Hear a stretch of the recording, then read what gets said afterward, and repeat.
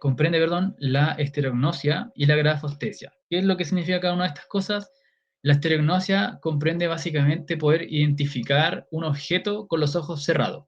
Entonces nosotros le colocamos, por ejemplo, en la mano un lápiz y el paciente debiese poder describir o aproximarse lo máximo posible a la figura, ¿ya? Si el paciente, la verdad, no tiene idea, habría que preguntarle respecto a la superficie, si es lisa, si es rugosa, si el objeto es duro o es blando, etcétera, etcétera. Pero básicamente lo que apunta es a poder reconocer el objeto en estricto rigor, ¿ya?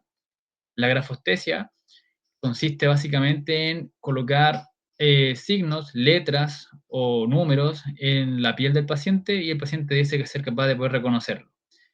Si es que van a dibujar letras, lo ideal sería que lo hagan en sentido inverso, de tal manera que el paciente pudiera leerlo sobre, por ejemplo, su muslo. Entonces sería con la punta de la letra A, por ejemplo, hacia abajo, hacia los pies.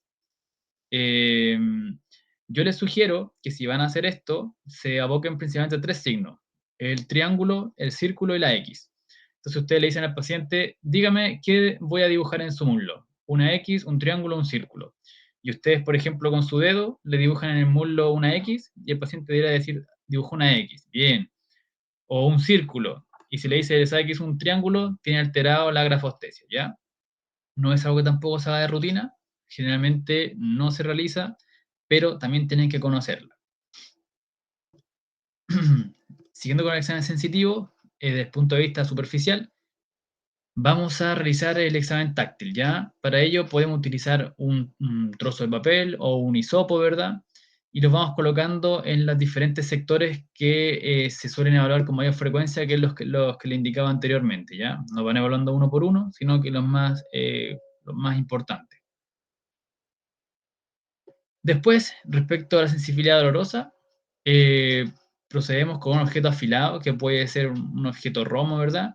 Y realizamos una presión suave, que el paciente pueda percibir dolor, pero obviamente sin causar lesión, ¿ya? Tampoco tiene que atravesar toda la mano, ¿verdad? La idea es que esto no produzca daño.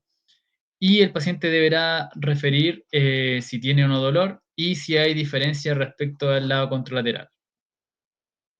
Tampoco se realiza con tanta frecuencia como de rutina, pero también hay que conocerlo, ¿ya? Respecto a la sensibilidad térmica, la idea es hacer una comparación con dos objetos que tengan diferente temperatura. Por ejemplo, se describe el uso de un diapasón o del fonendo si es que el suyo tiene una parte metálica, y compararlo con un objeto más tibio que podría ser, por ejemplo, su propia mano, su propio dedo. Por ejemplo, en el caso personal mío, yo no lo puedo hacer así porque todos mis pacientes siempre se quejan de mis manos frías. Así que ese sería el diapasón sería mi mano. Tendría que ingeniármelas cómo buscar un objeto tibio. Pero como les comento, tampoco es algo que se haga de rutina. Por lo tanto, de todo lo que se refiere a la sensibilidad, lo que sí vamos a hablar sí o sí, y no hay excusas, es la sensibilidad superficial táctil, ¿ya? Que es la primera parte. Esta es la posición por la cual se distribuyen, ¿verdad?, los dermatomas. En el fondo es una posición de cuadrúpedo, ¿ya? Como les comentaba la otra vez, todo surge a raíz de ahí. Ya cuando nosotros hablamos de dorso o dorsal, es por el dorso pensando en un animal en cuatro patas, ¿ya? Y el vientre o ventral es hacia abajo, ¿ya? Un poquitito. Bienvenido, Jonathan. Después, una vez que terminamos el examen sensitivo, procedemos a la parte de coordinación y equilibrio, ¿ya? Acá, importante, vamos a ir a evaluar si hay alteraciones desde el punto de vista del aspecto cerebeloso o del aspecto vestibular o del aspecto medular sobre los cordones posteriores, ¿ya? Entonces, procedamos. Ahí sí. Entonces, lo primero que vamos a realizar va a ser una evaluación de la ametría, ¿ya? Aquí tenemos diferentes pruebas, pero la más clásicamente conocida es la prueba de dedo-nariz, ¿ya? Que consiste básicamente en decirle al paciente que con su dedo índice, su pulpejo del dedo índice derecho, luego con el izquierdo, toque su nariz y luego toque el dedo nuestro, ¿ya? Nuestro pulpejo. Y eso tiene que repetirlo, ¿verdad? y tiene que realizarse a una velocidad que ustedes consideren más o menos rápida, ¿ya? No vale que sea lento, tiene que ser a una velocidad adecuada, ¿ya? Un poco rápida. Después de eso, ustedes pueden ir movilizando el dedo, ¿verdad? Hacia arriba, hacia abajo, izquierda, derecha, y el paciente debe siempre tocar de forma precisa, ¿verdad? Su dedo, pero sobre todo su nariz, ¿ya? Porque lo que evalúa acá, sobre todo, es si toca su nariz adecuadamente. Cuando el paciente tiene alterada esta prueba, generalmente se toca el ojo, la boca, la frente, y ahí uno dice ya, tiene dismetría. Ya la dismetría es la alteración de la metría. Y la definición de la metría es la capacidad de poder ofrecer una velocidad y una fuerza a una distancia a los movimientos de precisión, ¿ya? Después vamos a evaluar la didiadococinesia, o la diadococinesia, perdón. En este caso vamos a pedirle al paciente que con sus manos realice movimientos repetitivos. Hay varias maneras de poder evaluarlo. Clásicamente se describe la prueba de pronosupinación, ¿ya? Uno le dice al paciente que coloque sus manos sobre sus muslos y debiese realizar con una mano y luego con la otra alternancias, ¿ya? Donde primero tiene contacto con el dorso de la mano y luego con su palma, y eso lo tiene que repetir de forma reiterada y sin ningún tipo de interferencia, ¿ya? Cuando el paciente realiza, por ejemplo, dorso, palma, palma, dorso, dorso, y comienza a repetir, ¿verdad?, el toque de contacto, uno ahí puede dejar consignado que tiene disdiadococinesia izquierda o disdiadococinesia del lado derecho. Así como tenemos la metría y la dismetría, aquí tenemos la diadococinesia y la disdiadococinesia, ¿ya? Que son pruebas de metría y de coordinación. Acá no lo coloqué, pero también se puede evaluar la diadococinesia con la prueba de punta talón, ya que en el fondo es colocar la pierna del paciente, el paciente en bipedestación, perdón, en decúbito supino. Le pedimos que con una pierna, con el talón del pie, perdón, se toque la rodilla y luego arrastre hacia caudal y luego vuelve a repetir el movimiento, ¿ya? Si el paciente tiene alteración de este tipo de ciclo, uno también puede consignar en ese caso disdiadococinesia. Luego tenemos las pruebas de equilibrio, ¿ya? Que esto fue un tema que creo que lo vimos con ustedes en la clase anterior, que alguien preguntó si esto tenía algún tipo de relevancia desde el punto de vista vestibular, y en ese momento no lo supimos responder, ¿ya?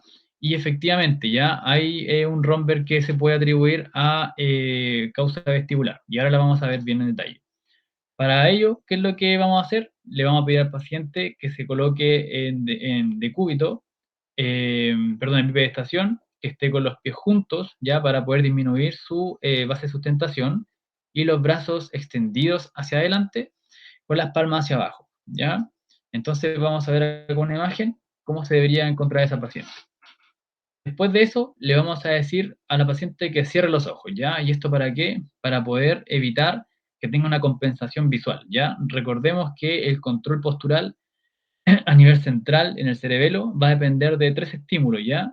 Va a depender de un estímulo visual, vestibular y propioceptivo.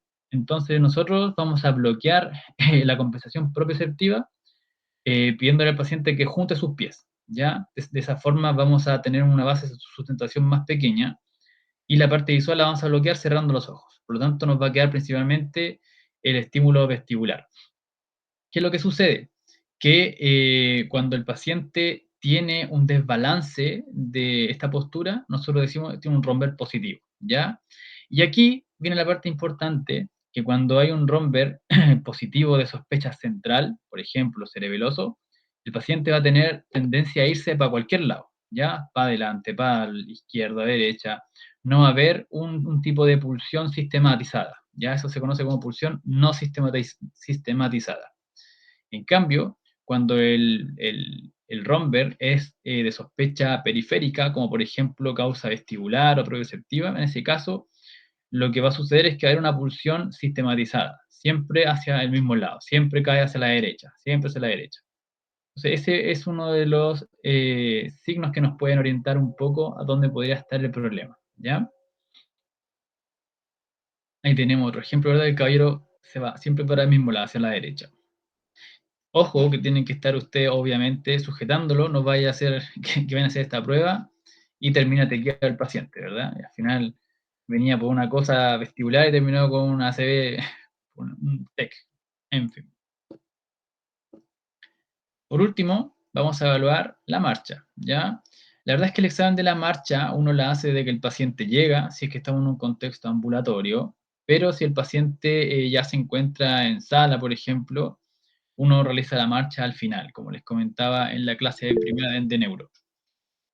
En ese caso, solamente se va a realizar si el paciente refiere algún hallazgo anamnéstico o del examen físico que nos indiquen que deba realizarse, ¿ya? Algunas de las marchas patológicas más frecuentes o más clásicamente, digamos, descritas son, primero, la marcha táxica, que básicamente el paciente se tambalea. Ya hay un aumento de la base de sustentación, ya sea para los lados o ya sea para adelante. Y aquí tenemos tres variedades de marcha atáxica, ¿ya? La primera es la marcha tabética, ¿ya? Que es como marchan en la armada, ¿verdad? Que tienen un aumento, un aumento de la base de sustentación bastante amplia, sobre todo hacia anterior.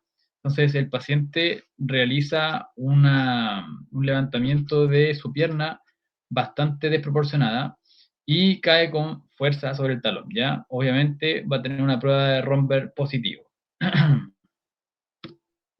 Después tenemos una marcha táxica de tipo cerebelosa, en donde aquí lo distintivo va a ser que el paciente va a tener unos pulsos no sistematizados, como le hablaba hace un momento, ¿verdad? Va a tener un zigzagueo, va a caer hacia un lado y hacia otro. La marcha de tipo atáxica de causa vestibular también va a tener tendencia a desviarse, ¿verdad? Pero hacia el mismo lado, ya como lo vimos con el romper. Profe, Dígame. buen día, disculpe que lo interrumpa, le quería sobre la quería hacer un comentario sobre la diapo anterior cuando explicó lo del Romberg. ¿Me escucha, Vamos no? para atrás. Sí, lo escucho muy bien. ¿Ahí? Sí, solo quería complementar que en kinesiología se hace una prueba un poquito más específica que el Romberg, que usamos una plataforma de equilibrio. Es un poco antiguo el equipo que había, pero eso entiendo que ahora ya se modernizó, pero es una plataforma eh, porque, por ejemplo, aquí usted dice que se quita el input visual cuando le pide al paciente que cierre el ojo, pero a veces Ujú. podría estar alterado un poquito el equilibrio y eso lo entrega la plataforma. Lo que hace el paciente es que es una plataforma, tiene así como un cuadrito chico donde la persona se para encima y tiene 4 sensores el aparato, igual que las balanzas modernas, estas electrónicas, y tiene un computador que tiene una pantalla y la pantalla tiene un círculo y al medio está un puntito que se está moviendo y es el que está dando como el centro de gravedad del paciente. Entonces, primero el paciente trata de mantener el puntito lo más central posible, mirando, después se cambia mirando al frente, y ahí ya se ven algunas alteraciones cuando el paciente tiene, digamos, una alteración de equilibrio, y el tercer paso, digamos, como decía usted, que cierre los ojos. Pero lo quería comentar nomás porque el Romber, si bien es súper útil, esta herramienta yo la encuentro útil en el sentido que los estudios que se han hecho con esa plataforma de equilibrio es que se pueden predecir como alteraciones precoces. No sé si me explico. Por ejemplo, aquí el Romberg, si yo cierro los ojos y el paciente ya se me va para el lado, ya como que sale positiva, pero podría alguien tener, de acuerdo a la edad, no sé si están avanzados los estudios, pero de acuerdo a la edad, cómo debería estar el centro de gravedad. Cuando calcula el área, la distribución, digamos, de cómo se mueve el puntito, no sé si me explico, en el computador, en la pantalla. Entonces, si el ¿Cómo paciente, se llama ese aparato? eh, yo lo conozco por plataforma de equilibrio, si quiere es que yo lo lo comentó porque yo tuve que Ya. hacer mi tesis en eso, hicimos nosotros un estudio con un grupo etario desde 18 hasta 50 y tanto, no me acuerdo bien. Y lo hicimos porque eso es lo que se sabía, en el fondo la plataforma mide esas tres cosas, pero lo que hice yo, cómo influía la influencia de la iluminación en el equilibrio. Entonces Ya, perfecto. hicimos, y pusimos Oye, un... un Leonel. dimmer lo modificamos. Dígame, profe. ¿Y esta prueba en qué sustituye la prueba clásica, digamos, en Co- detectar alteraciones precoces? Claro, que eso le estaba explicando, que, por ejemplo, el romper, si el paciente se marea, como que se va para el lado cuando cierra los ojos, por ejemplo, ya es ¿Mm? porque tiene una alteración ya franca del octavo par, por ejemplo, ¿cierto? Pero, ¿qué pasa si tiene un paciente que está empezando un Parkinson? Mm, Entonces, van a haber alteraciones. Ahora, yo no sé si hay estudios ya específicamente eso, que digan, por ejemplo, que sería interesante, ¿no? Que los estudios hagan, que por ejemplo tomen una población de adultos mayores y adultos mayores, entre comillas, sanos, cómo debería estar el centro de gravedad, la distribución que se mide el área, no me acuerdo bien en este momento cómo se llama el parámetro, que lo que mide en el fondo es como el puntito cómo se mueve. Mientras más se mueva, obviamente, hay más problema de equilibrio. Una persona que tiene, por ejemplo, en ese tiempo, eh, tomamos niños que, por ejemplo, practicaban skateboard, que tienen muy buen equilibrio. Entonces, el punto, por ya, decirlo de alguna forma, lo tenían casi al centro, casi no se movía, tenían muy buen equilibrio. Lo lograban mantener ahí. Entonces, la dispersión del punto era muy baja, ¿me entiendes? Y si ya. usted lo lleva en contraste con un paciente que está empezando un Parkinson, o sea, va a estar súper disperso, po. Y el área que describe ese punto es más amplia. O sea, no sé si se entiende el... Sí, no, aquí estoy viendo imágenes en Google, ¿ya? Eso lo ocupan, ese tipo de herramienta lo he visto harto en los kines. claro, por eso le he contado, que nosotros la usábamos ahí No, el- buena, no sé si encontré alguna foto, porque yo lo busco acá, no me sale nada. Me salen como el típico disco ese que tiene como un balón a la mitad. claro. Pero esto no es un computador que tiene una plataforma. De hecho, a todo esto, el creador de ese aparato es un chileno, es un ingeniero chileno. Y lo creó basado en el principio del péndulo invertido, se llama. Ya, buena. Se supone que la teoría de él que funcionaba ahí es que el equilibrio está basado en un principio físico que sería como un péndulo que estuviera invertido y que en vez de que el péndulo se mueva abajo, como se mueve en física, que nosotros nos movamos arriba, digamos. Eso es. No, Buena. solo quería No, buenísima acotación, Leonel. tenerlo en cuenta, digamos. Te lo agradezco mucho. Esto entrar en la prueba por si acaso, que la busquen, no. Muy bien, Ya, muchas profe, gracias. gracias. Gracias. Entonces, como les comentaba, siguiendo entonces con los tipos de marchas, teníamos entonces la marcha tipo tabética, que es como ahí se ve en la parada militar, ¿verdad? Que lo puse ahí porque para que se quede notoriamente claro que lo que sucede acá es que hay un aumento de la altura, ¿verdad? De la marcha, de la caminata. Y la severosa y la vestibular, ambas van a tener este tipo de desviación hacia uno de los lugares, ¿verdad? Uno va a ser sistematizado y el otro no, ¿ya?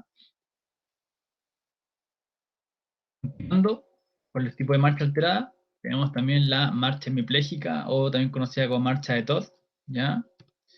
La marcha de Todd, básicamente tenemos una extremidad que se encuentra con compromiso motor, ¿verdad? Hasta parética y espástica y se encuentra en extensión. Entonces, por lo tanto, como el paciente no puede flectar, si va a avanzar con su pierna o con su extremidad buena, digamos, arrastraría, ¿verdad?, la pierna mala y para evitar eso, el paciente hace un movimiento como una circundición, ya que en el fondo la evita desplazándola hacia lateral, ya como la abduce.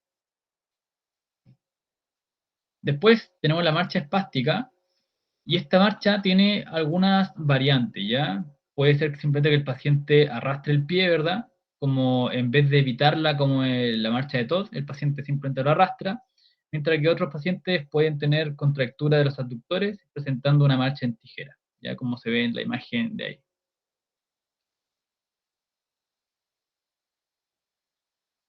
Tenemos también la marcha de pato o miopática, que es clásica de algunas distrofias musculares, sobre todo cuando está iniciando. En las miopatías con complejo atrófico de tipo pélvico femoral, estos pacientes pueden presentar hiperlordosis y también suelen mostrar una marcha en puntilla, ¿ya? Son como los dos elementos más clásicos y se y parece un poco a la figura de un pato. El propósito es, como les comentaba, tolerarse algunas distrofias musculares, como la de Duchenne, por ejemplo. Luego tenemos la marcha en Stepech, o también conocida como marcha equina, ¿ya? Ahí les coloqué una imagen de un caballo, ¿verdad? Para que puedan hacer la similitud de por qué se llama así. En el fondo acá tenemos una pérdida de la fuerza de los músculos dorsiflectores y aumento de los extensores, y el paciente lo que hace es evitar este tipo de, como el roce, ¿verdad? Y deja caer el pie desde la punta y posteriormente el talón, ¿ya? Como los caballos, digamos. Eh, bueno, principalmente eso, se da principalmente esto en neuropatías, ¿ya? Que la de pato es más de miopatías, para que ya tengamos aquí esa distinción. Y por último, tenemos la marcha parkinsoniana, en donde el paciente va a tener un desplazamiento lento. Clásicamente el paciente va perdiendo el braceo, ¿verdad? Y pasos cada vez más cortitos. Ya aquí coloqué una imagen en donde se puede ir viendo la evolución del parkinsonismo. En general, el paciente va a tener una actitud en flexión, como inclinado hacia adelante, ¿verdad? Cada vez más. Y en los casos más extremos presenta la marcha festinante, que consiste en un aceleramiento de la marcha como para que el paciente evitar caerse, ¿ya? Algo también que puede suceder es que el paciente, antes de iniciar la marcha, puede presentar como una especie de movimiento estereotipado, donde hay pequeños pasitos muy rápidos, como intentando darse ánimo, como vamos, vamos, vamos, y ahora empieza, ¿ya? También se puede dar ese tipo de situaciones. No son categóricas, no son patognomónicas, pero cada uno de esos elementos nos va orientando que el paciente podría tener Parkinson. Muy rápida, como saben, las clases online no es mucho lo que puedo hacer, pero sí me gustaría terminar con algunas preguntas, ¿ya? Eh, y son preguntas básicamente de aplicación. Eh, les quiero colocar un caso que puede ser de interés en el sentido de que les puede llegar a un servicio de urgencia y me gustaría que lo razonen, ¿ya? Porque en el fondo todo el examen neurológico tiene un sentido y el sentido es qué vamos a hacer, ¿ya? Si lo vamos a mandar para la urgencia porque el paciente puede estar grave o puede presentar una condición donde tiene cerebro de tiempo dependiente, una CB, o nos vamos a quedar tranquilos, vamos a mandar para la casa porque su sustento fisiopatológico en verdad no es grave, ¿ya? Y al final de eso se trata esta cuestión, de ver el sustento fisiopatológico que hay detrás. Y para ello recordemos siempre que el examen neurológico no es suficiente, tenemos que hacer una entrevista como corresponde, porque si el paciente tiene una historia de carácter súbito, ¿verdad? Vamos a pensar en cosas vasculares, por ejemplo, mientras que si el paciente tiene una historia más bien de tipo insidiosa, quizás no es para mandar a la urgencia, pero sí al policlínico, por ejemplo. Entonces, aquí tenemos un paciente de 60 años que tiene antecedentes de hipertensión, que en general está bien controlada, y refiere que presentó un episodio de amaurosis fugax del ojo derecho, ¿verdad? En un momento vio una cortina negra y esa cortina se desapareció a los 3 minutos, ¿ya? Se asustó mucho porque nunca le había pasado, así que fue al SAPU y usted estaba de turno y le pregunta, doctor, ¿qué me pasó? Eh, la pregunta es, ese paciente que tuvo una amaurosis fugax del ojo derecho, lo mandamos para la casa con interconsulta al oftalmólogo, lo mandamos para la casa con una interconsulta al neurólogo, lo mandamos para la casa con control en su consultorio, lo mandamos a la urgencia ahora ya para que se hospitalice. No sé si alguien tendrá alguna noción de qué es lo que haría con él. Alguien que se atreva, si no lo saco yo a la fuerza. Alguien que levante la mano. ¿Qué haría con ese paciente de la amaurosis fugax? A ver aquí. Mohan. Hola, profe, buenos días. Francisco. ¿Cómo está Francisco? Buenos días. Muy bien, gracias a usted. Yo lo mandaría a la urgencia, profe. De hecho, la pérdida de la agudeza visual de carácter agudo cumple con los criterios de urgencia porque pueden ser varias causas, dentro de eso desprendimiento de retina, hemorragia vítrea, aumento de la presión intraocular, etcétera, etcétera. Es algo que se debe estudiar. Ya, me parece muy acertado tu comentario, Francisco. ¿Alguien haría algo parecido o otra cosa? Yo lo mandaría a urgencia sobre todo por su edad, también por su antecedente de hipertensión arterial, porque posiblemente puede ser algo de origen vascular y el hecho de que sea episódico, o sea, que sea de modo fugaz, es como un signo muy de alerta que debería verse. Distinto sería a que el paciente haya dicho la temporalidad, o sea, como estoy perdiendo la vista desde hace 4 meses, pero si fue fugaz, yo encuentro que es correspondiente enviarlo a urgencia. Ya, súper. Muchas gracias, Julio. Van muy cerquita los dos, ¿no es cierto? Uno apuntó más vascular, otro apuntó más causa ocular directamente. Bien. ¿Alguien algo parecido o algo distinto? ¿Profe? Eh, ¿Me Johan, escucha? Sí. sí, lo escucho muy Bueno, bien. yo lo derivaría al oftalmólogo, al oculista, profesor, para descartar algún daño en el quiasma, pero primero le haría un examen ocular para saber si es que, no sé si será correcto o no, pero realizar tal vez un fondo de ojo si es posible, hacer la campimetría y también hacer el examen de seguimiento de la luz para tratar de descartar algún daño precoz o algo que pueda estar provocando esa amaurosis, aunque sea fugaz, tratar de identificar si es que hay algún daño previo. Ya, muchas gracias, Johan. Mira, me gustó mucho lo que sucedió, ¿ya? Excelente los tres. Tuvieron tres posturas bastante dispares, o sea, no tan dispares en general, pero hubieron ahí alguna discrepancia. Y eso es lo interesante de esto, porque eso sucede en la vida real, ¿ya? Un mismo paciente, distintos médicos pueden tener diferente conducta, ¿ya? Y eso pasa, ¿ya? Eso pasa. Lo ideal es que si ustedes se van a salir como del dogma de lo que hay que hacer realmente, esté siempre en un margen sensato, ¿ya? Espera un poquito. Y siempre velando por la seguridad de su paciente, ¿ya? Si ustedes sospechan que tiene una causa tiempo dependiente, por ejemplo, o el paciente está en riesgo, tienen que ser un poquitito más exagerados, versus si consideran que todo lo contrario, en ese caso se podrá ver de forma ambulatoria, por SFAM o por policlínico, etcétera, ¿ya?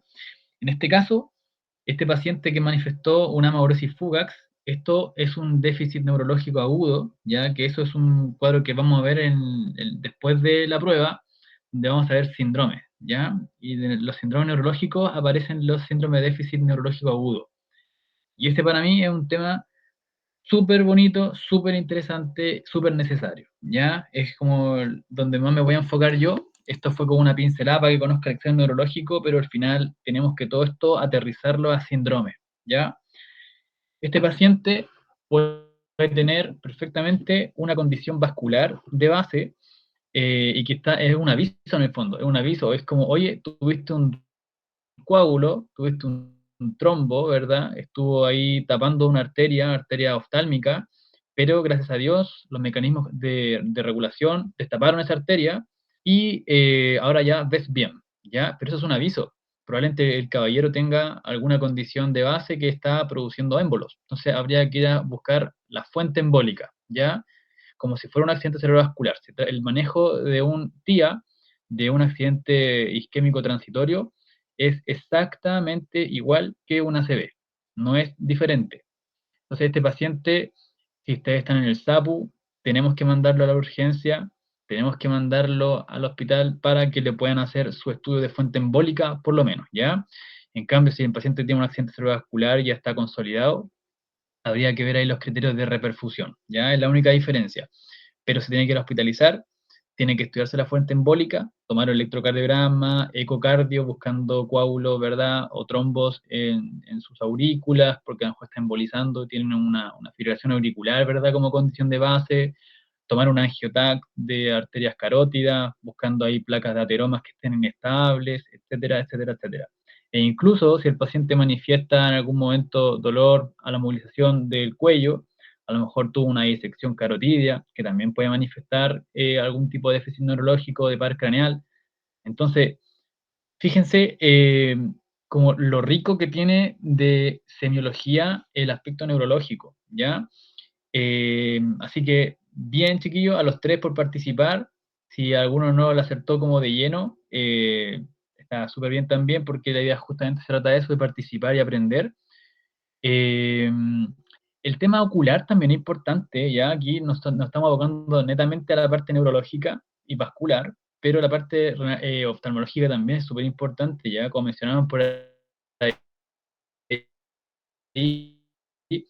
un desprendimiento de retina, o un paciente que tiene una condición, cualquiera sea esta, que aumente su presión intraocular de forma temporal, puede ser un aviso. En el fondo, ahora estás bien, pero a lo mejor te vas a acostar hoy día y ya mañana no tienes ojo. Entonces, también es de urgencia para que lo vean en el hospital de urgencia, ¿ya? Muy bien. ¿Alguien más que quiera hacer algún comentario? Yo, profe, tengo una consulta, porque, por ejemplo, yo he visto esa marcha que usted dijo como marcha de pato, pero ¿Ya? en pacientes que tienen escoliosis o que tienen alguna patología como de la columna, Sí, sí. ¿cómo puedo diferenciar entre uno y otro? Porque ahí dijo que era como de origen muscular. Sí, buena pregunta. Mira, no es específico de patología neuromuscular, ¿ya? También se ven en otro tipo de alteraciones, ¿ya? E incluso también en pacientes que tienen algún tipo de displasia de caderas bilaterales, también se puede ver ese tipo de marcha. En el fondo, ninguna de estas marchas es específica de ninguna enfermedad, ¿ya? Lo que hace es solamente sugerirte, es como un elemento más de tu examen neurológico para configurar tu planteamiento diagnóstico. Pero efectivamente hay otras condiciones también que te pueden dar este tipo de marcha. Así que es súper entendible y se ve, de hecho, en más tipos de cuadro, como el que tú mencionas. Profe, ¿puedo complementar algo Leonel, respecto a la pregunta? Es que dígame. también hay que fijarse con el paciente, porque el profe pone la foto de un adulto mayor ahí, porque, por ejemplo, esa marcha también se puede ver en pacientes en pediátricos, pacientes con daño neurológico, que hay una infinidad de patologías neurológicas y que algunas marchas se parecen mucho a las que el profe escribió acá, entonces hay que, o sea, tendría que ser con un adulto, porque si me pone un niño, ahí ya es todo un mundo ahí, se pierde uno con las marchas, son muy complejas. Se puede, por ejemplo, la marcha parkinsoniana se puede confundir con algunos tipos de, cuando uno la ve, digamos, cuando uno la ve, porque aquí está la foto, pero si uno ve la marcha parkinsoniana, se parece mucho a algunos tipos de PC, de parálisis cerebral.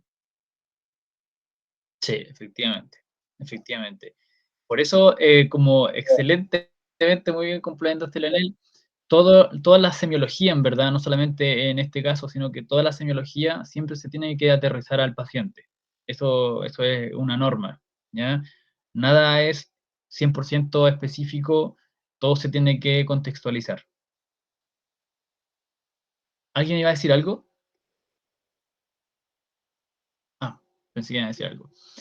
Súper bien, chiquillo. Entonces, cosas que yo en un momento quería mandarles un material para que puedan estudiar para la prueba, pero creo que mejor lo vamos a guardar ese material para los síndromes, ¿ya? Así que por ahora nos vamos a quedar con esto. Alguien preguntó por acá sobre los dermatomas que más se preguntaban.